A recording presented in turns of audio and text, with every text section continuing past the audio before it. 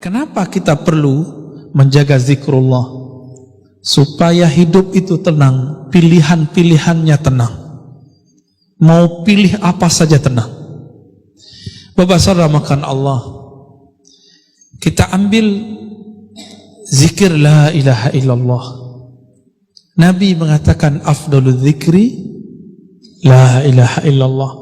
Zikir yang paling afdal adalah la ilaha illallah. Itu terjemahannya. Kalau maknanya lebih dalam dari itu, afdalul zikri itu kalau dimaknai zikir yang paling lezat, zikir yang paling nikmat adalah la ilaha illallah. Apa arti ilah sehingga Nabi mengatakan itu? Ternyata kalau orang betul-betul membaca la ilaha illallah, ilah salah satu maknanya adalah tempat hati bergantung, tempat hati nancap, tempat hati berkiblat, tempat hati condong. Jika kita katakan tiada lagi kecondongan hatiku, tiada lagi semua yang aku inginkan, yang aku cintai kecuali Allah. Inilah yang disebut oleh Imam Ibnu Athaillah kemerdekaan seorang hamba, hurriyatul abd. Baru disebut Abdullah. Maka orang yang menyebut la ilaha illallah, tiada lagi tempat kami bergantung, tiada lagi tempat kami memuja, tiada lagi tempat kami menyembah kecuali Allah. Di saat itulah dia menjadi merdeka. Oleh karena itu seorang mukmin jiwanya merdeka.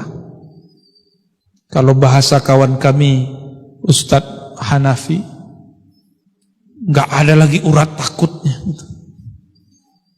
nggak ada lagi rasa takutnya kecuali kepada Allah.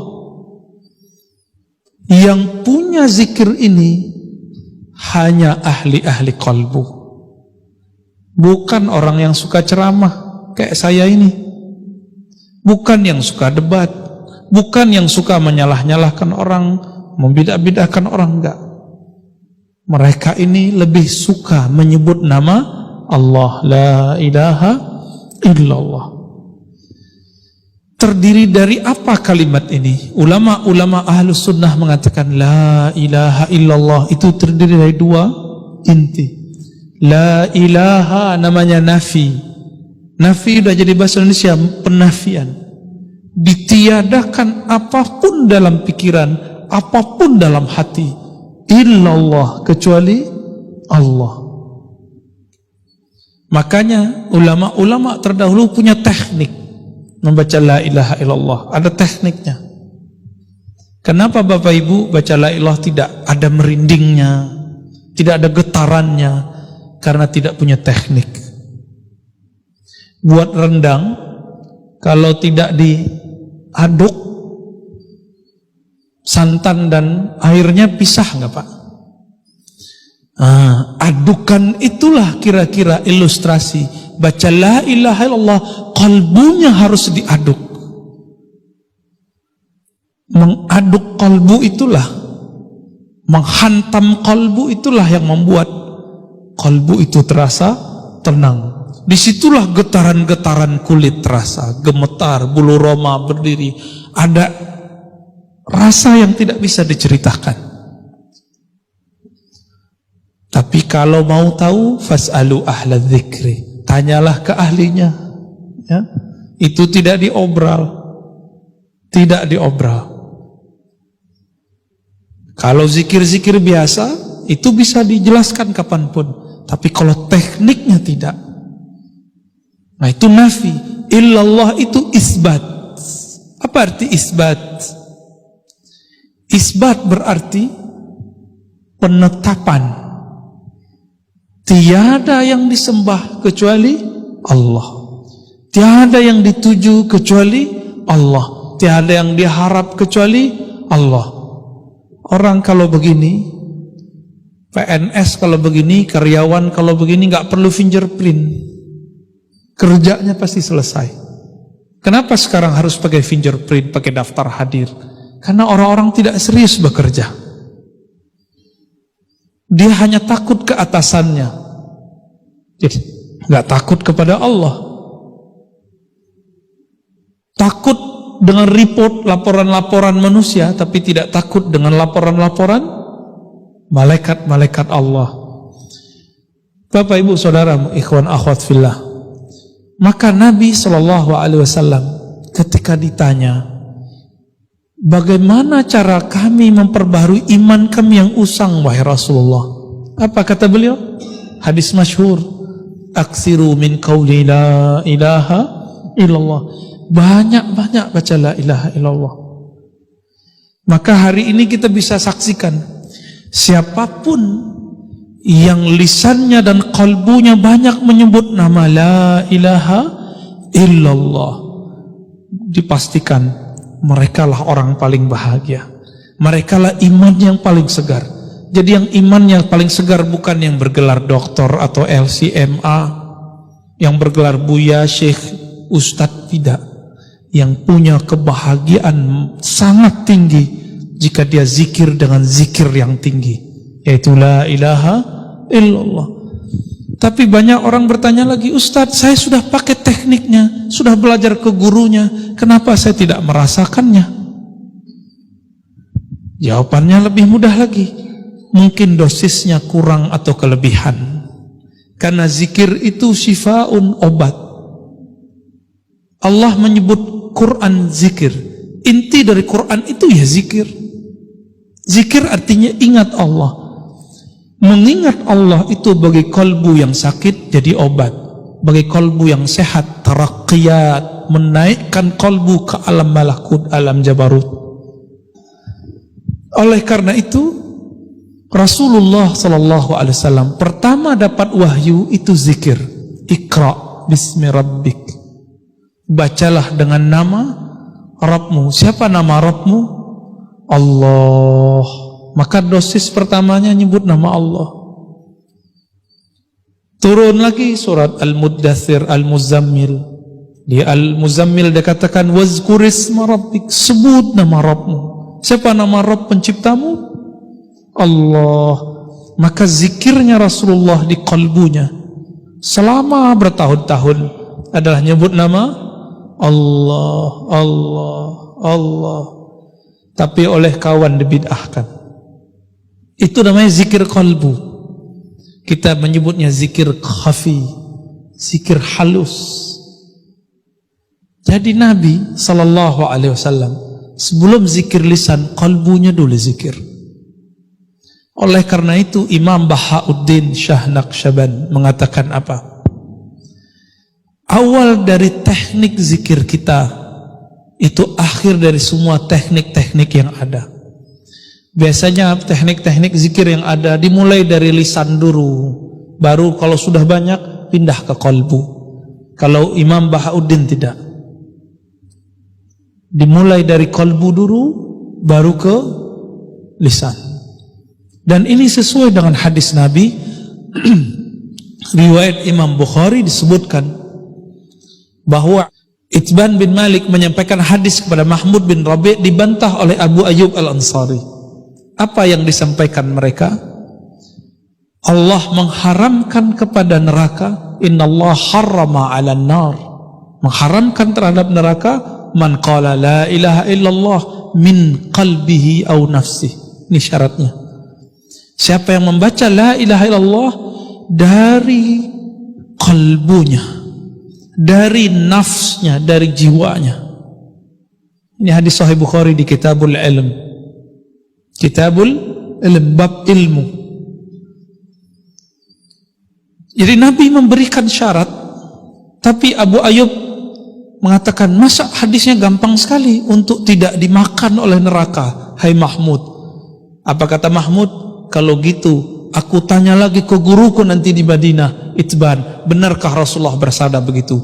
Dikejar setelah perang di Romawi, beliau pulang ke Madinah dan beliau bertanya kepada Itban, dan Itban mengatakan, betul, aku mendengar Nabi bersabda, Allah akan haramkan neraka untuk merusak, menyakiti, menyiksa orang yang mengatakan la ilaha illallah min qalbihi, dimulai dari kalbunya.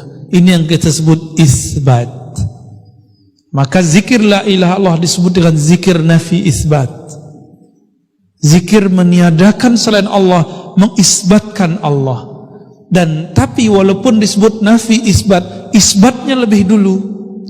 Tetapkan dulu namanya di kalbu, baru baca la ilaha illallah. Inilah rahasia surat Ali Imran ayat kedua. Allahu la ilaha illa huwal hayyul qayyum. Allah dulu, Allah. Atau surah Al-Baqarah 255 ayat kursi. Allahu la ilaha illa huwal hayyul qayyum. Allah, Allah itu dulu, dimantapkan dulu. Ini yang disebut kurikulum berzikir. Namun kadang murid nggak sabar, mau cepat-cepat ganti zikir. Abu Hurairah sabar dengan zikir 12.000. Kenapa kita nggak sabar? Maka hitungan-hitungan zikir yang diramu oleh guru-guru kita tidaklah bid'ah. Itu termasuk kepada jumlah banyak. Uzkurullaha zikran katsira. Berzikirlah sebanyak-banyaknya. Oh, Nabi tidak pernah begitu. Tahu dari mana Nabi tidak pernah begitu? Maka Bapak saudara makan Allah, berzikir la ilaha illallah itu adalah mutiaranya ulama salafus saleh. Ingin ikut salaf, banyak zikir, jangan banyak berdebat. Ingin ikut ulama salaf, banyak menafi isbat la ilaha illallah. Maka guru-guru kami kadang-kadang ada yang mengijazahkan zikir la ilallah 70.000, ada yang 11.000, ada yang 100, tergantung si murid ini sanggupnya yang mana. Sedangkan di hadis-hadis Nabi, contoh-contohnya sederhana, ada yang 10 kali, ada yang 3 kali, ada yang 25, ada yang 70, ada yang 100. Itu bukan angka batasan, itu cuma angka contoh. Disebut dalam bahasa Arab lil mithal, untuk memberikan contoh. Kenapa? Sayyidatuna Aisyah radhiyallahu taala anha mengatakan, Nabi setiap nafasnya zikir, yazkurullaha ala kulli ahyani. Dan Nabi mengatakan perumpamaan orang yang zikir dan tidak zikir, masalul ladzi yazkur rabbahu wal ladzi la yazkur rabbah kamasalil hayy wal mayyit. Orang yang zikir itu hidup, orang tidak zikir itu mati. Maka kadang-kadang Bapak Ibu saudara Allah, kenapa kalau mendengarkan khutbah atau kajian kok hampa? Mungkin kami atau ustadz-ustadz yang berduduk di sini kolbunya belum connect kepada yang menggerakkan kolbu, maka tidak sampai ke kolbu kita, tidak sampai. Tapi kalau dimulai dari kolbu, itu sebabnya jika dimulai dari kalbu, orang akan menikmati saat dia baca innal hamdalillah nahmaduhu wa nasta'inu. Bukan sombong. Hari ini orang membaca innal hamdalillah karena ingin disebut bermanhaj A, B, C, D. Orang kalau baca Allahumma sholli ala Muhammad, dihilangkan sayyidinanya biar disebut anti sufi. Begitu juga sebaliknya, orang baca sayyidina biar disebut sufi, biar disebut aswaja. Biar disebut. Maka itu zombie ketemu zombie, kolbu mati ke lembu kolbu mati, gak ada hasilnya. Maka bergurulah ke ahli kolbu. Siapa ahli kolbu? Yang memakmurkan kolbunya dengan zikrullah. Inilah makna surat An-Nur ayat 36. Fi buyutin azinallah. Surat An-Nur ayat 35, 36. Ini 36-nya. Fi buyutin, di rumah-rumah. Ini rumah Allah bukan? Tapi apakah Allah tinggal di sini? Bukan. Maka jika disebut rumah Allah fi buyutin, inti dari rumah Allah itu bangunan yang bagus ini, mimbar yang gagah ini, atau kaligrafi itu, atau qalbu mukmin yang menyebut nama Allah. Qalbu mukmin. Maka fi buyutin azinallah, di buyut-buyut, di rumah-rumah yang Allah izinkan diangkat namanya di situ. Yusabbihu bertasbih di situ pada saat pagi dan sore. Maksudnya dari pagi sampai sore, sore sampai pagi. Maka ada namanya masjid bangunan di semen, tapi ada masjid qalbu. Itu ayatnya. Karena tempat berzikir hakiki itu di qalbu. Coba rasakan Pak, sudah pergi umroh, sudah pergi haji. Kalau qalbu tidak dibawa ikut umroh, nggak ada hasilnya.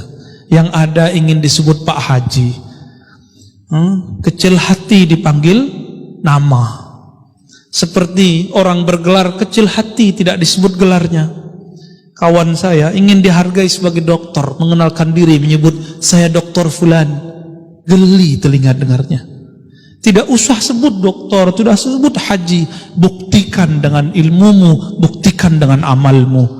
Pantas gak punya gelar dokter, pantas gak punya gelar haji. Gak usah sebut buya, ustadz, syekh, mursyid. Buktikan dengan qalbunya. I'malu fasayarallahu a'malakum. Beramal saja kamu, Allah akan melihat hasilnya.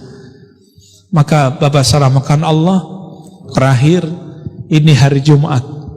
Rasulullah berpesan 14,5 abad yang lalu. Apa kata beliau? Aksirus salata alayya fi yaumil jum'ah. Banyak-banyak salawat kepadaku khusus hari Jumat. Kenapa? Semua salawatmu sampai kepadaku. Tapi bagi para pecinta Rasulullah, kullu yaumin yaumul jum'ah. Setiap hari terasa Jumat. Maka mereka salawat tidak nunggu hari Jumat. Jika ingin merasakan mimpi ketemu Rasulullah, bahkan bertemu langsung Rasulullah, banyak-banyak salawat. Minimal sebelum wafat Allah kasih. Sebelum wafat Allah kasih. Karena mimpi itu terjemahan dari alam bawah sadar kita. Kita sadar, di saat sadar kita menabung apa ke kalbu? Nabung zikir, nabung salawat. Jika itu yang sering kita baca, itu tabungan alam bawah sadar.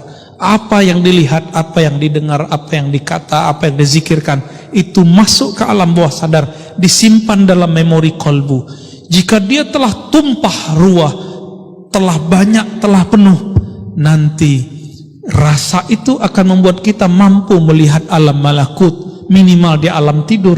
Ini yang Nabi katakan, man ra'ani fil manam faqad ra'ani. Yang mimpi melihat aku dalam tidur, itu masuk ke alam roh. Dia benar-benar bertemu aku. Bukan syaitan, bukan iblis, bukan jin. Itu jaminannya. Maka itulah hiburannya orang beriman. Dan ini yang kami tahu hanya ada para ulama-ulama aswaja, ahlus sunnah yang bertasawuf, yang berzikir, bersolawat tiada henti.